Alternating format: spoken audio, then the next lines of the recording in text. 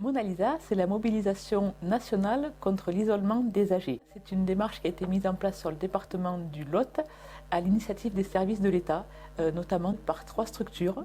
Donc la MSA Midi-Pyrénées-Nord, donc la Mutualité Sociale Agricole Midi-Pyrénées-Nord, la FDSEA Section des anciens exploitants, donc la Fédération départementale des syndicats d'exploitants agricoles Section des anciens exploitants, et l'association Ségala-Limargue. Mona Lisa est une dynamique qui a été mise en œuvre en réaction à la situation et au drame qui s'est produit lors de la canicule de 2003 où il y a eu près de 20 000 décès. Ces drames ont été liés à l'isolement de la personne âgée pendant ces périodes de canicule.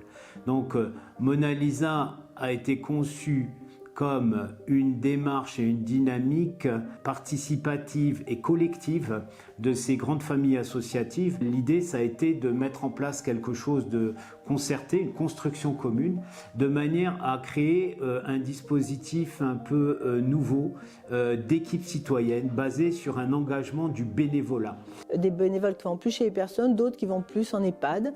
Et pour que chacun se sente à l'aise, on est vraiment libre d'aller là où on se sent le mieux, parce que c'est important aussi que le bénévole se sente bien par rapport à ce qu'il fait, qu'il le fasse de manière naturelle.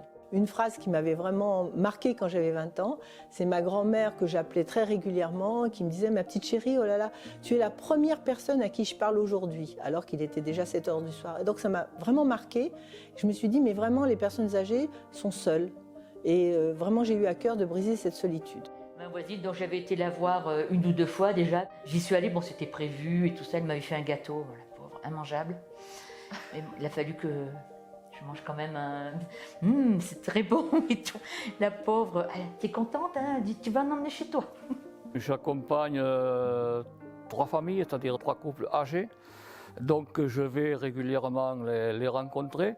Donc ça permet quand même de passer des moments, ça permet de revenir un peu sur le passé, c'est aussi de donner les nouvelles du coin, etc. Les anciens, c'est des mémoires de la vie de nos villages, c'est les mémoires de la vie de nos villes, c'est les mémoires de la France. Et je vous remercie infiniment de m'avoir écouté.